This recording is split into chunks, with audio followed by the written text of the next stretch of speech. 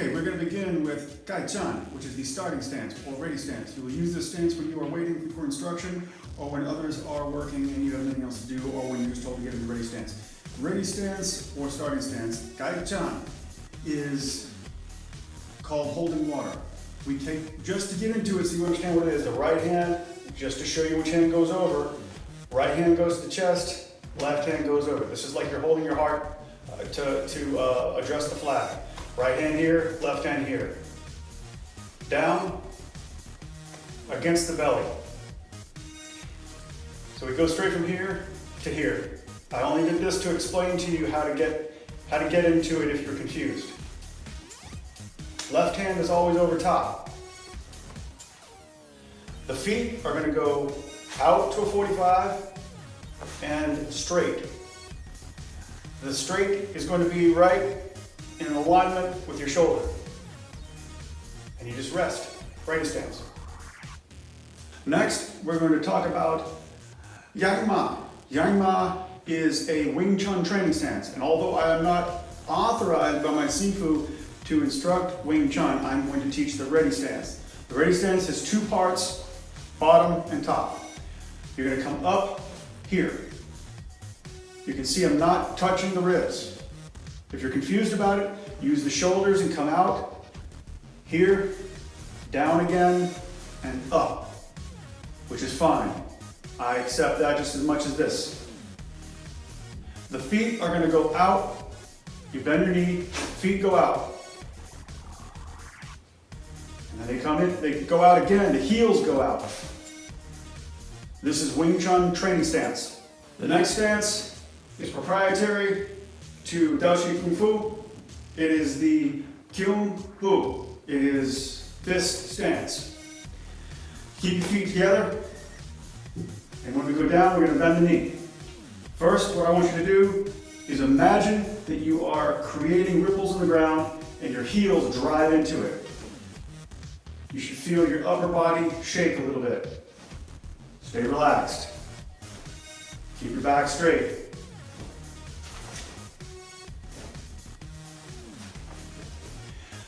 You're going to start from where we were at before, training stance, Yang Ma, and we're going to go into Kyun Bu. Kyun Bu requires the hands to come down here, and it teaches you to use the force of the ground to punch. We'll use this in the future many times in different stances and different punches. So you go straight down with the back straight.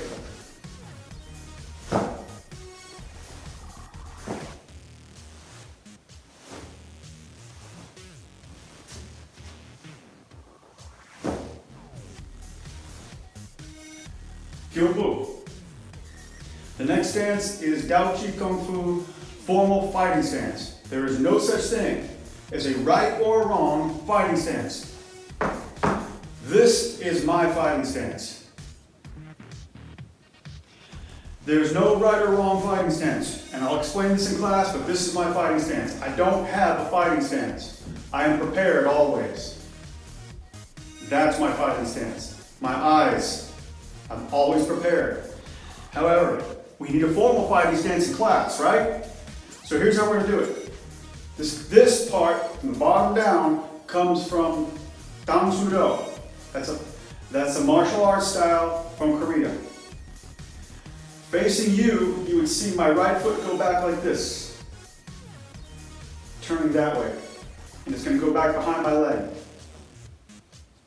I'm going to lean on that, as if I've got no pressure here at all. I'm going to lean on this and bend my knee. I'm going to face you with my hips. My knee is going to allow my foot to just dangle. From the side, looks here, like that. Looks like this. Then I'm going to take my bottom and I'm going to push it back. The reason for this is because we do not want these muscles involved in a kick, because it'll slow you down. You want that back, like that. You should look down and see an L shape. Again, from this side, looks like this. Bottom down. They're in line. They're not here. They're in line. From there, you're going to take your left In this case, your forward shoulder is your left shoulder, and you're going to move it over here and guard this area, and this palm is going to go out. You don't want this or this. You want to guard this whole area with your thumb in. Very important, thumb in. Your right hand is going to go here as if you're ready to pop somebody in the jaw. It looks like this. My arm is not fully extended.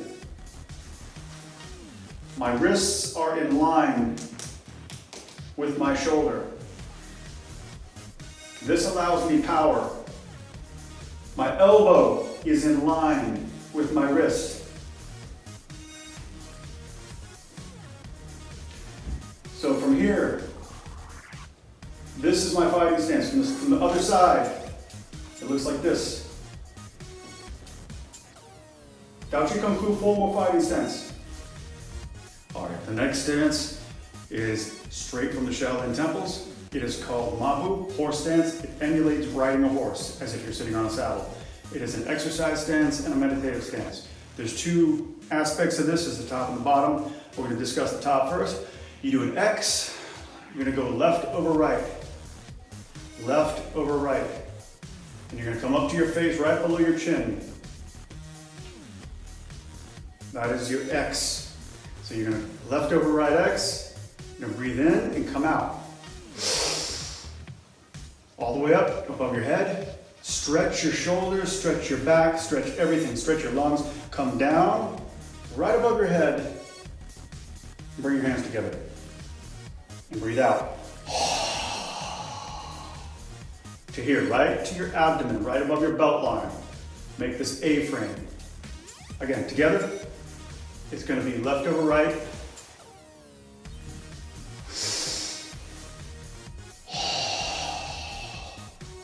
Your feet, your left foot's going to come out, and I'm going to make an adjustment so it puts me in the center.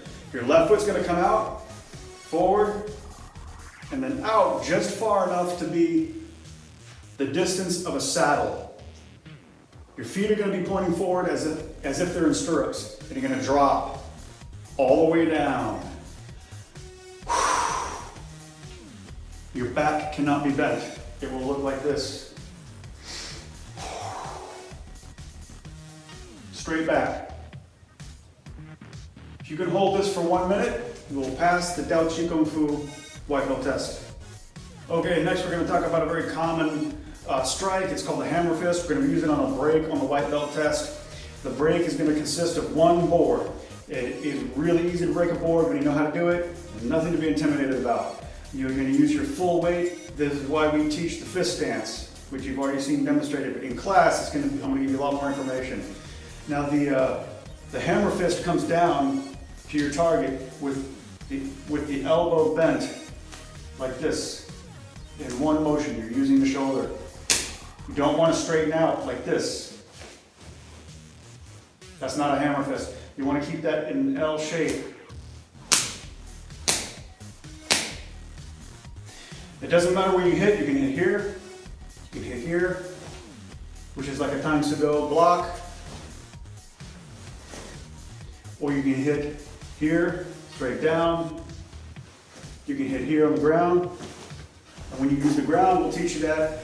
You come down to your target as if you're going through it, and you want to hit it from here and use all your weight.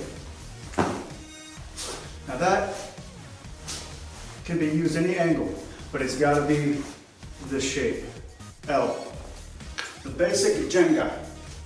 Jenga, spelled G-I-N-G-A, is an action much like walking. I want you to imagine on the ground that you have 5 dots. 1, 2, 3, 4, 5. And I'll show you those in a moment. I want both feet to be together like this. Bring your left foot back and your left hand forward. Remember, this is like walking. We walk like this, right? We do this, right? This is how we walk. We don't walk like this. That's really awkward. So remember, it's much like walking. And I want you to do this, just get started. I want you to bring your left foot forward and switch back. Just get used to this motion right here. Swing. And when you do this, you're going to start swinging back and forth. All right? Just back and forth. From this side, looks like this. Remember to keep your back straight. All right? Then we're going to switch feet. So you have your right foot back, and you're going to do it the same way. All right, that's just to get started. What we're going to do is learn how to go from here to here, which both feet are in line, and then back again. Make sense? Okay, from there to there. That's just one leg. All right, now we're going to do both legs.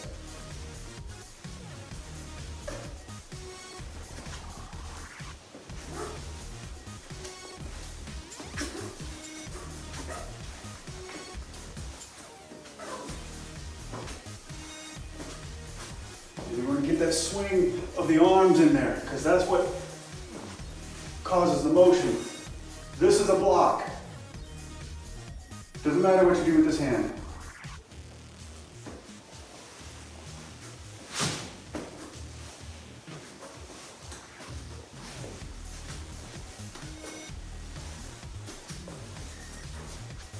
This is the Jenga.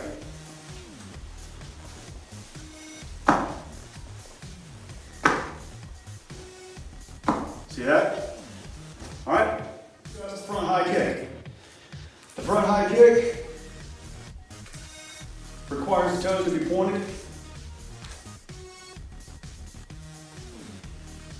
and the knee to be bent. When you kick, it's going to be, in this case, it's going to be the rear leg. You can always use the front, but it's going to be the rear leg, and you're aiming for a target to hit with this part of your foot. You're going to kick up with the knee here and out. You're always going to block. Keep your hands up. It doesn't matter where they are as long as you're blocking. Keep your hands up so that you block. You don't want to kick from here. Keep your hands up. So you push, you load, you strike, you come back. It's called the chamber. Push, load, strike, come back, recover. And this is the chamber here. From the chamber is where you kick. From here, this is the chamber. Very common kick. We haven't changed a thing. No modifications, normal kick. There are variations to that, but that is the front high kick. All right, next we're going to demonstrate the front snap kick. The front snap kick is a common kick throughout the martial arts world. What I want to make sure you understand, I haven't changed a thing. It's just a front snap kick.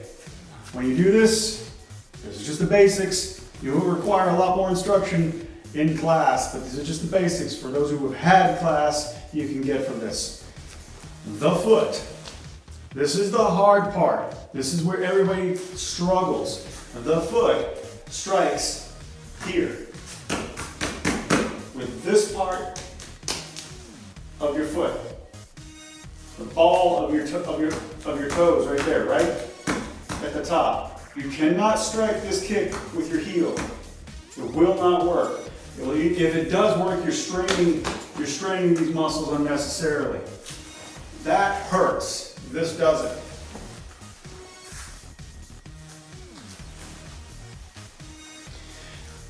Same function as a front high kick. You push, you bend, but now instead of kicking out like this, you're going to kick here. And you're gonna lean back into it. You're gonna put all your weight into that and then land forward.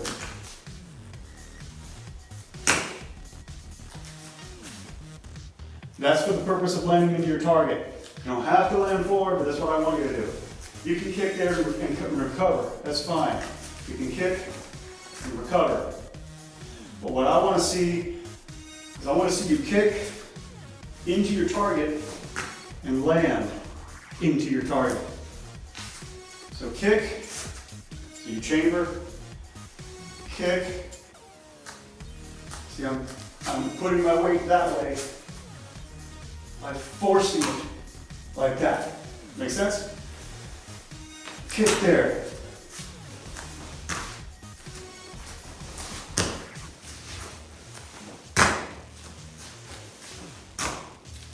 And again, guard.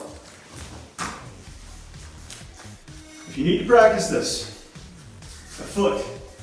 The foot is where everybody struggles. I want you to get on the ground and make your toes like this. Point forward. Point your toes that way. Your ankle should be bent. And pull your toes back. My Echo Dot decided to chime in during my last video. Thank you, Alexa. Sometimes I wonder what she's really listening to. The outside to inside crescent kick and the inside to outside crescent kick. It is a disarming kick. It will lead with the knee. You will start with the knee. This is inside to out. This is outside to in. It is a disarming kick.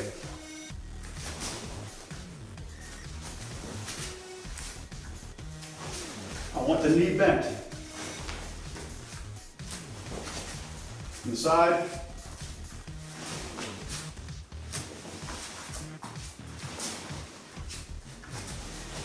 The knee bends. Do not do this straight legged. This is not a proprietary kick. It is a very common kick throughout the martial arts world. I just make sure I break it down for you a little better. In starts with the knee here, the hip, watch my hip, and out. More instruction in class. I'm going to demonstrate the punches. They're going to be on your white belt test. They come with a block. Normal punches you will find in martial arts are here, where the fist stays like this, or maybe even like this, which is fine. I got nothing against that. We have a little addition to it. I want you to take, for a left-handed forward punch, I want you to take your right fist and put it right here in your shoulder. And I want you to hit somebody with this elbow.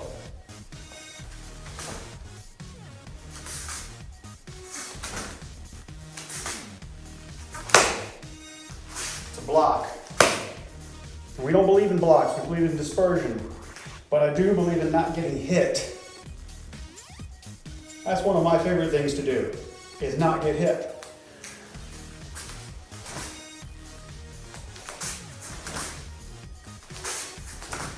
Now this will support only if you don't bend the wrist.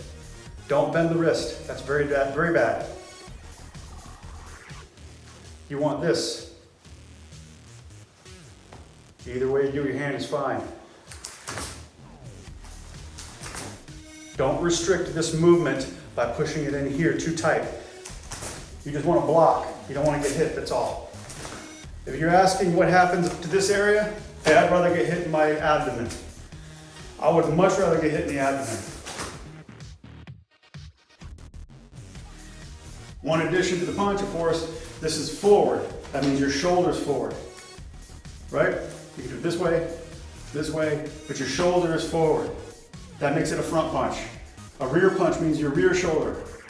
I don't really believe in rear punches. They don't extend far enough. You can kind of see from this direction. This is a forward punch. This is a rear punch. They're both extended the same length. I really wouldn't do that. I prefer that because I have both available, but that's fine. Whatever it happens to be, you need to know both, right? So here, same thing as before. When you do a rear punch, you want to block.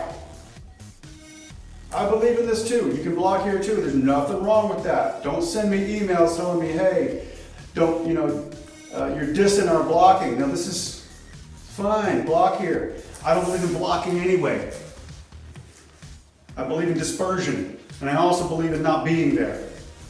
Don't get hit. That's the number one rule. Don't be there. The next rule is if you have to be there, disperse. We'll talk about that in class. Okay. Last things on your test are 3 BJJ moves. The first thing is framing from the ground. All that means is when you are down and someone is on top of you, it's a very, very bad place to be. Number one rule when someone is on top of you on the ground is to frame. You want to put this elbow or this elbow up. Now you notice that I'm not doing this and I'm not doing this. It's right here to my shoulder. I want to frame, and if I can, I'm going to push out like this. Keep your head up, frame. Don't let that person in.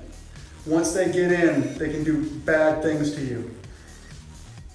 Frame.